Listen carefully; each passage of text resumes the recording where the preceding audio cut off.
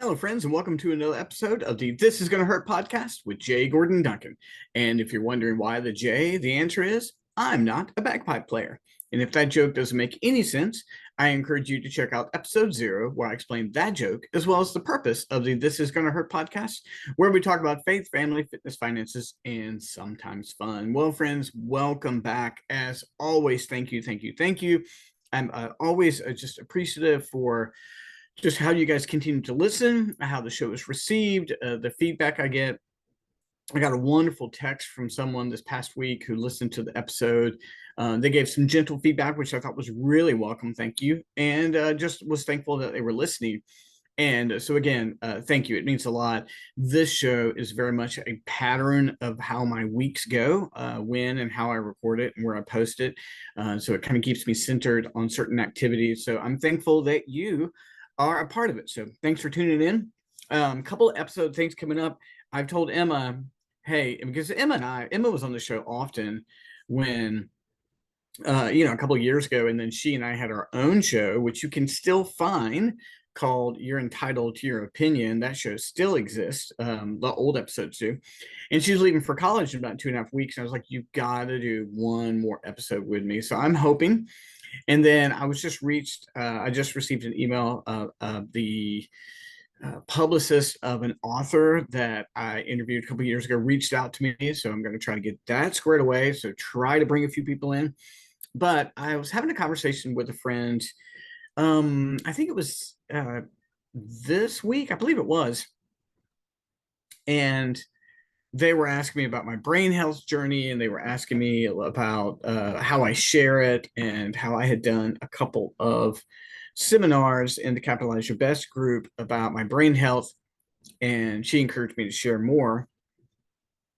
And then I had a moment this week where I hit some real brain fatigue. My morning was I got up and did my normal, and this is going to weave its way into the episode, I promise. But this is what spurred the episode: is I'd have a normal morning, and then from 9 to 10, I was at a networking group, which I was very involved with, and then from 10 to 11, I was on a conference call about a contract, very focused on that, and then I led a Zoom seminar with some authors, and so I was leading that from 11 to 12.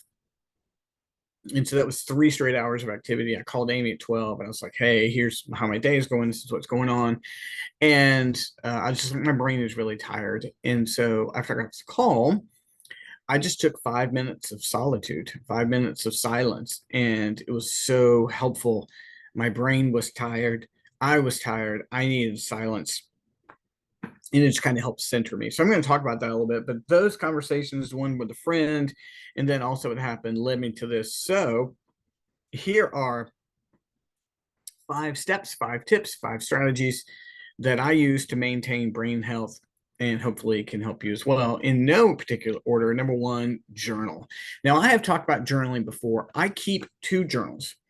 One is an affirmation journal where I write down things that I know are true. That's all that goes in that journal. I write it over and over again. These are things that I know are true. Those affirmations I keep to myself.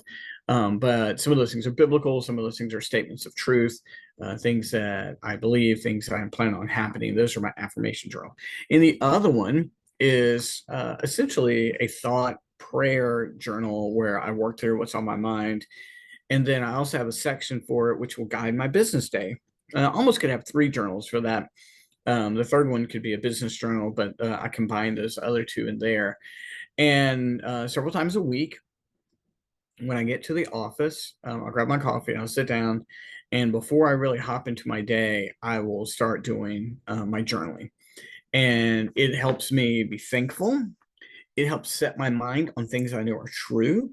It helps me process, and it gives me a moment of calm before I jump into my larger day. Don't do it every day. I'd say 3-4 days a week. If I go too long, I definitely notice it, but it's good for my brain because it helps center me. It reminds me. I go back and look at things that I've forgotten, and it gives me a chance before my days get too crazy to actually have a guidance and a direction. So I keep 2 journals. So I think next year I'll probably expand it to 3, where there'll be thoughts, prayers, there'll be affirmation, then business. But I usually use my Capitalize Your Best journal. I created a journal just for that. If you're interested, you can get those on Amazon.com or at Lulu.com. But that's what I use. I use two Capitalize Your Best journals for that. So one thing I highly recommend for brain health is journaling, that moment of reflection, that moment of gratitude, that moment of setting yourself on the path, knowing what's true and what's not true. Number two is, as you can imagine, exercise. Now, I will say this over and over again. No one has to do what I do. I'm not telling everyone that the superior form of exercise is running. I'm not. It's just what I love. I ran today for 2 hours and 38 minutes. It was wonderful. I listened to a fun podcast. I listened to music. I paused it and thought about some things. It keeps me healthy. Now, I do endurance running, one, because I love it. And endurance running counteracts the effects of my brain meds. My brain meds slow me down. My endurance running increases my metabolism. But it can be anything. My wife Amy is a phenomenal walker. She loves walks. She goes on 2 walks a day. On my runs every Saturday, I go to this neighborhood. There's a guy I've met purely out because we're out doing it. His name's Kenny, and he walks for an hour every single day. It can be anything. It can be yoga. It can be whatever. But when you have a disciplined pattern of exercise, like this is what I do, it helps the brain. It does. It increases oxygen to the brain. It releases healthy chemicals to the brain. It also sets a pattern for your day, and the brain loves those patterns. It creates neural pathways. So, journaling and exercise. Number three, as I mentioned before, I've got these written down. So, if you see me looking over here a little bit, number three is solitude. Solitude is absolutely essential. Moments where you are alone in a healthy fashion. When you do this, when you take moments to be alone in a healthy fashion, away from all the noise, it helps you recenter yourself. Because solitude puts your brain in a different spot. When we're constantly bombarded with inputs and other people, our brain's exhausted. It's running constantly. Well, what do I do here? What do I do there? But when you put yourself in solitude, it helps you. All of a sudden, your brain, the volume gets higher. And you might say, that's not what I want.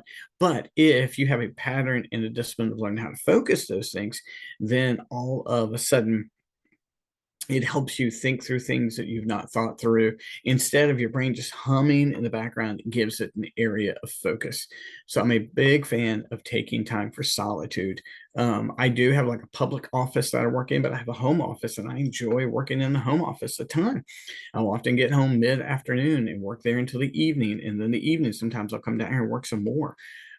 But that solitude is incredibly important. So we've got journaling, we've got exercise, we got solitude, sleep. Now, this is an area that, and I know sleep is not easy. I don't mean to make it sound easy. When I first began struggling with seizures, my doctor asked me how much sleep I was getting, and it was woefully it's just woefully insufficient. And he said, listen, if you don't get more sleep, you're going to have a lobotomy. Get 7 or 8 hours sleep a night, ideally 8. I cannot sleep 8 hours. I literally just cannot sleep 8 hours. And if any of you guys follow me online, you know, up early in the morning, which means I got to go to bed early at night. But sleep is essential. Get that 7, 8 hours of sleep. Your brain needs it. And you know what? I'm really a fan of taking a quick nap. I used to nap when I was a pastor. I'd come home Sunday and nap for like an hour or two. I can't do that anymore. Like 20, 30 minutes is max, but I'm really a fan of a 5-minute nap. Just if all of a sudden things are struggling, I'm going to take a 5-minute nap and I'm going to get them go again. Just gives that brain a chance to go, okay, calm down. But sleep at night, uninterrupted, stay off your phone, sleep through the night, dark room, cool bed, all of those things. I know it's not easy, but your brain will be happier with sleep. I know it will. So we have journaling, exercise, solitude, sleep. And the last thing is create some routines. Create routines that are almost like you don't allow for them to be challenged. So for example, I wake up most days around 4:15. I come downstairs. I've already gotten my running clothes together. I did that before I went to bed. They're at the bottom of the steps. I go to the bathroom, I have my cup of coffee, I get my running clothes on, I go running. Typically, most days I run a minimum of an hour. I come back, I have my smoothie. I drink the same smoothie every single day, listening to podcasts all the way, books, audiobooks. I get a shower, and greet my family. We spend time with each other, just saying hello. At this stage of our life, we're all adults going in different directions. And then I'm typically out the door by 7 or 7:15. That is almost every day.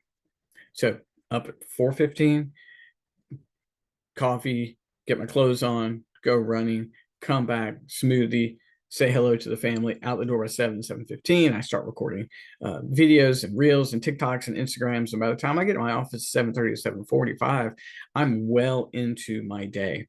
That works for me. It doesn't have to be the same for you. But the way that helps my brain is that my day is patterned. Like, I'm not like, what am I supposed to do today? Like, I wake up and those things are set. Even on a day like today is Saturday, and I'm going to run longer.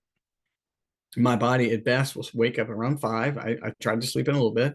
I have a longer run. Like I said, I ran 2.5 hours today. I came back. I had my smoothie on Saturdays. I record my podcast, and then I get into my day.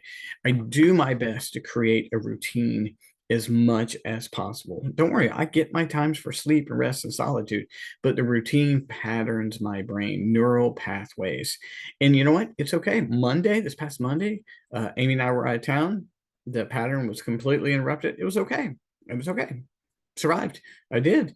But day in and day out, when I'm doing my life, doing my day, a routine helps me best of all.